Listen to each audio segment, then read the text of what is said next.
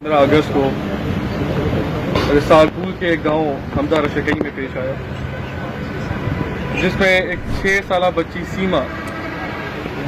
جو کہ اپنے گھر سے دوپہر کے ٹائم لاپتہ ہوئی،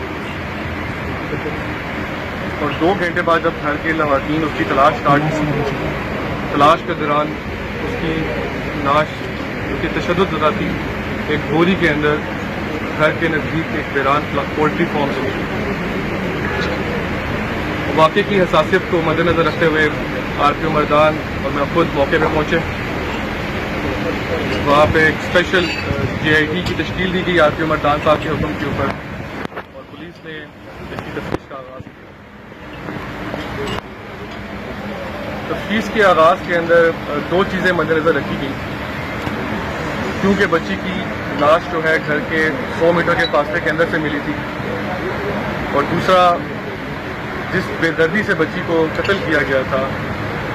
یہ اپریہینڈ کیا جا رہا تھا کہ ملزم کے کپڑے بھی خون آلود ہوں۔ انہی 2 چیزوں کو مد نظر رکھتے ہوئے پولیس نے اسپیشل ٹیمز تشکیل کی اور علاقے میں موجود تمام گھروں کا پروفائلنگ کا آغاز اسٹارٹ کیا۔ انہی پروفائلنگ کے دوران پولیس کو ایک گھر سے ایک گیلے ہوئے کپڑے ملے،